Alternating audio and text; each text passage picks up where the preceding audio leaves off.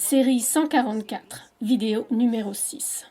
Nous avons suivi, ce mois, tout au long de cette lune croissante jusqu'à la pleine lune, et maintenant la lune commence à décroître. Et la plupart des gens comprennent, d'accord, le soleil, puis la lune croît, puis la lune décroît. La plupart des gens ont une idée générale de ce que cela signifie. Ce que les gens ne semblent pas comprendre, c'est que la lune croît et décroît lorsqu'elle est dans un vortex, et que le soleil se déplace également dans un vortex.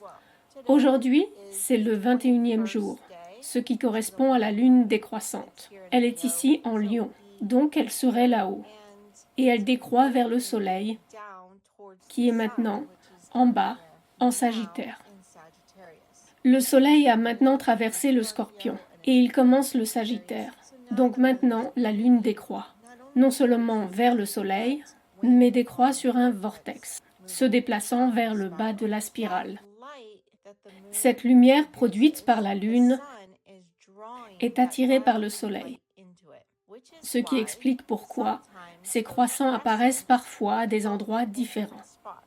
Je vais juste signaler l'un d'entre eux, appelé les cornes de taureau. Ici, en taureau, le croissant de lune ressemble à ceci parce que le soleil est en dessous dans des zones comme celle-ci. Ce croissant change en fonction de l'endroit où se trouve le soleil sur ce vortex. Bon, alors remarquez comment c'est. La forme du croissant est comme ça. Les cornes du taureau. Les cornes de taureau, parce que la lune est en taureau. Le taureau.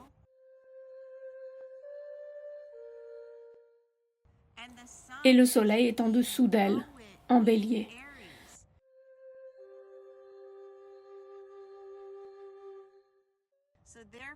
Ainsi, les rayons du soleil, qui sont la fréquence du son, la lumière, qui est la fréquence du son.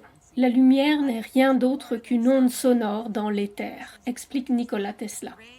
Les rayons du soleil, ou la fréquence sonore, sont captés par le récepteur, la lune, sur la partie inférieure.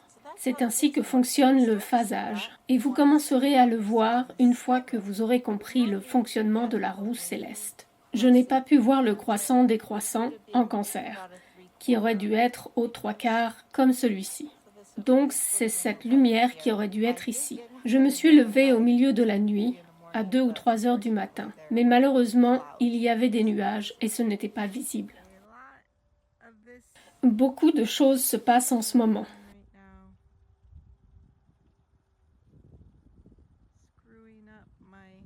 Ce qui perturbe ma capacité à voir la lune la nuit. Beaucoup de nuages artificiels.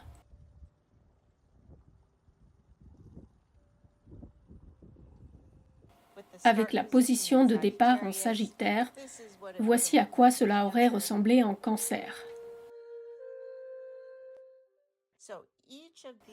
Chacun de ces signes aura donc la chance de vivre chacune de ces phases. J'ai une lune en Cancer, alors que le soleil était en Cancer pendant l'été. Je vais donc vous montrer cette vidéo maintenant. C'est une lune en Cancer avec le soleil en Cancer. Elle est presque directement au-dessus de ma tête. Un petit éclat.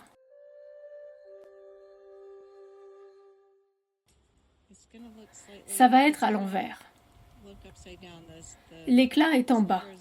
Le télescope le retourne. Donc on dirait qu'il est en haut.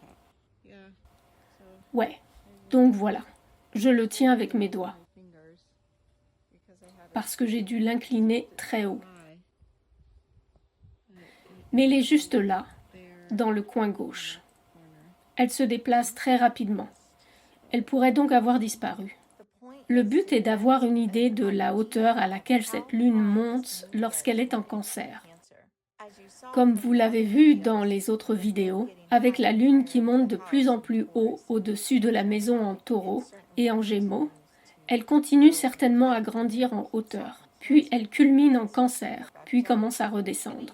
Et vous remarquerez que c'était comme un croissant de 2 jours parce qu'il était juste à côté du soleil là-bas en Cancer.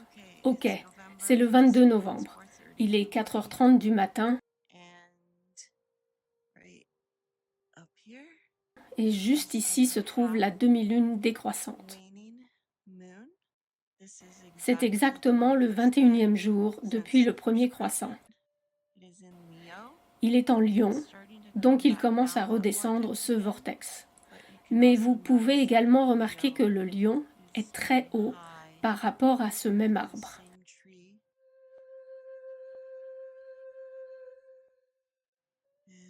Et qu'il monte au-dessus de la maison, là-bas.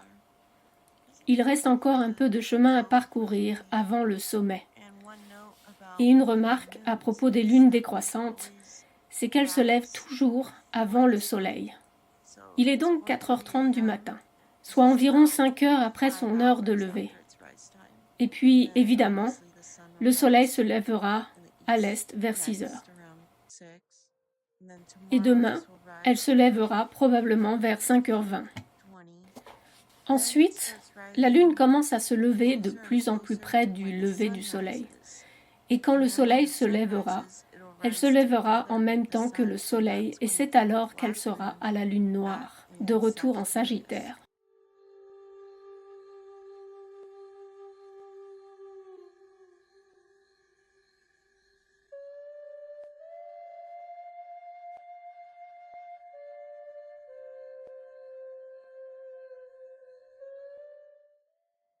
Nous avons donc 7 jours supplémentaires, ce qui est le premier signe et aussi le 13e signe.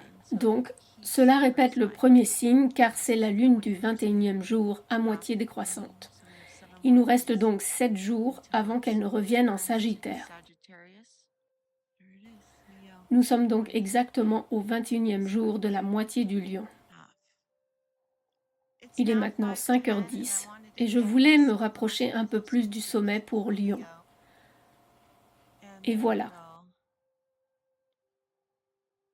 Le même 21e jour, juste un peu plus tard, 40 minutes. Et maintenant vous voyez à quel point c'est plus. Il y a le même arbre. Vous voyez à quel point elle est rendue plus haut par rapport à la maison. Le taureau était au même endroit, mais elle montait.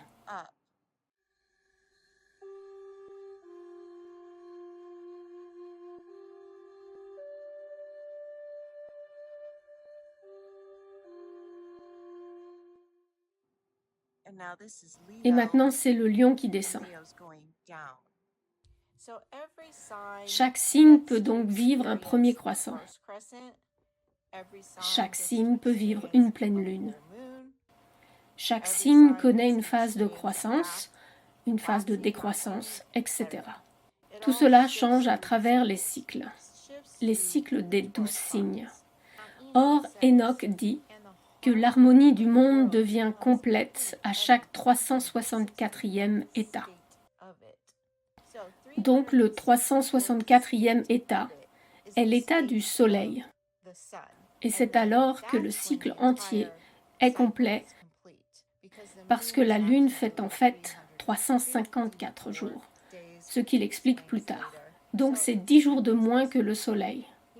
Il continue en disant des signes, des saisons, des années et des jours. Or, quand il parle de signes, les signes désignent les mois. Ce sont donc des marqueurs. Un signe est un marqueur dans le ciel. Une position où l'on passe d'une porte à l'autre, puis à la porte suivante, puis à la porte suivante. Et c'est pourquoi il les appelle des portes. Les saisons, nous avons nos 4 saisons ici sur la roue. Les années, intégralité de la roue. Et les jours, car les jours sont également représentés. Un jour est également représenté sur la roue. Le bélier est la lumière du matin et la balance ici est la lumière du coucher. Il s'agit d'une montre à une seule aiguille. Le bélier est là à 6 heures du matin, la lumière du matin. Midi sera ici au sud. Le soleil est là. Le soleil couchant sera ici au 18. Puis à 180 degrés par rapport au sud, le soleil au nord, pour moi, c'est 0 lumière et c'est 0. C'est minuit, pas de lumière.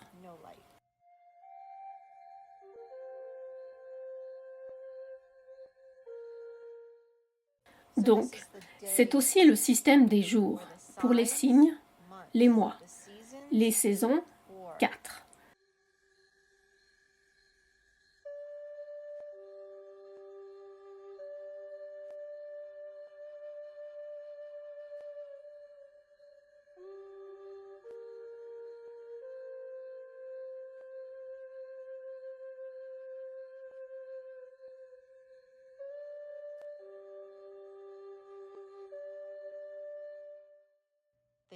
Pour les années, l'intégralité du cycle en 364 jours. Et les jours.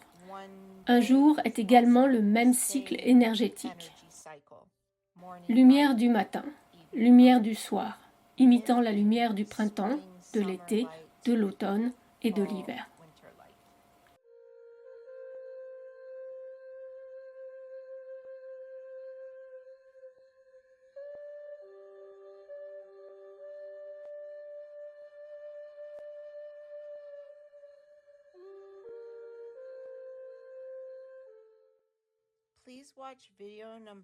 Regardez la vidéo numéro 5 pour comprendre pourquoi ce mot harmonie et le mot mesure sont importants dans le système d'Enoch. Car il n'explique pas seulement ce mouvement. Il explique aussi cet instrument de musique et il base selon une mesure comme une partition est écrite en mesure. La vidéo numéro 5 explique tout cela. Si vous ne savez toujours pas s'il est possible qu'il y ait 13 mois, laissez-moi vous dire ceci. Enoch dit « Je vis 12 portes dans le ciel, aux extrémités de la terre, par lesquelles passe le soleil, la lune, les étoiles et toutes les œuvres du ciel, à leur lever et à leur coucher. »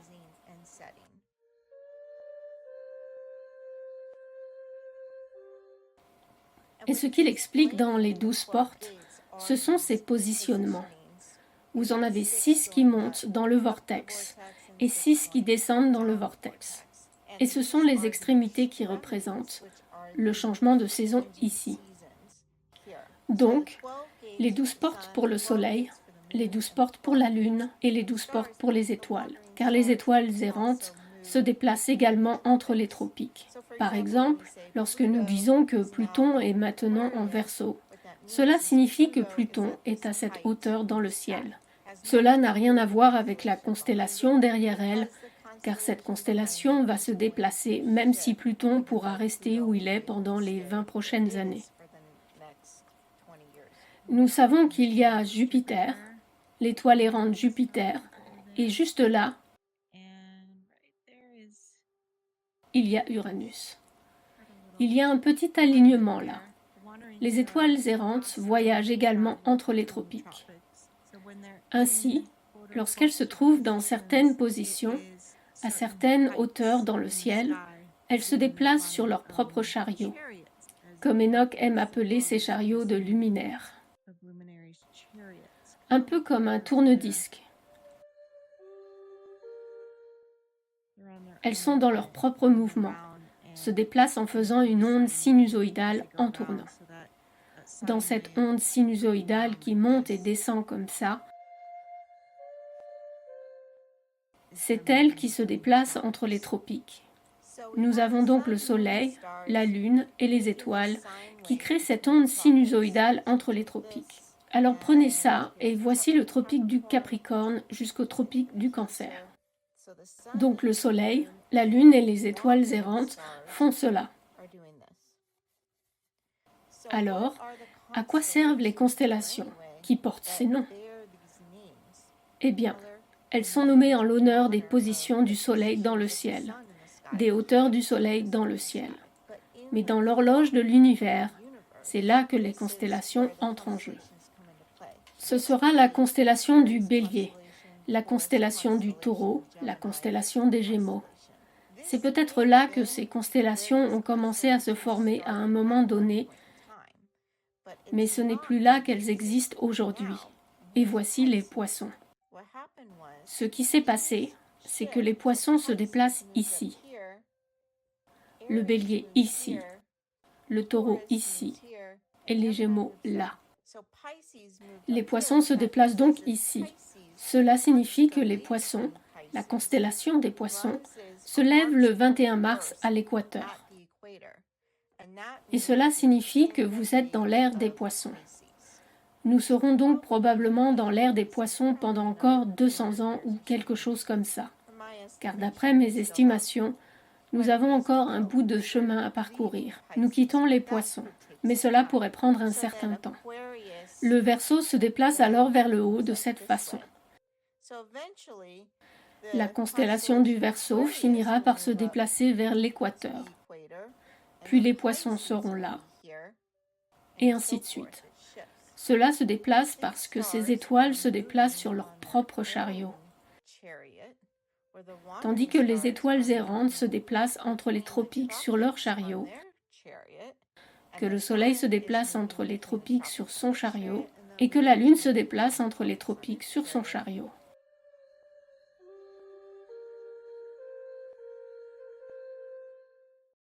Mais les étoiles fixes et les constellations se déplacent simplement en cercle. Elles se déplacent donc en cercle comme ceci. Tandis que les étoiles errantes, les planètes, la Lune et le Soleil se déplacent entre les tropiques. Tropique du Cancer, tropique du Capricorne, tropique du Cancer, et redescend vers l'équateur. Tropique du Capricorne. Il crée donc constamment une onde sinusoïdale tout en se déplaçant en cercle, tout en montant et en descendant sur un vortex, imitant un champ torique. Voilà comment cela fonctionne. Les constellations vous indiquent l'âge de l'univers. Combien de fois ces constellations ont-elles fait le tour et se sont-elles levées à l'équateur le 21 mars ? Quel que soit le calendrier utilisé, mais à ce moment printanier, où le Soleil était au-dessus de l'équateur, quelle constellation a fait le tour de l'équateur et s'est levée à cet endroit? Je ne sais pas. Tout le monde a sa théorie. Elle aurait pu faire 12 fois le tour. Elle aurait pu faire 24 fois le tour. Je ne sais pas. C'est environ 2000 ans par âge.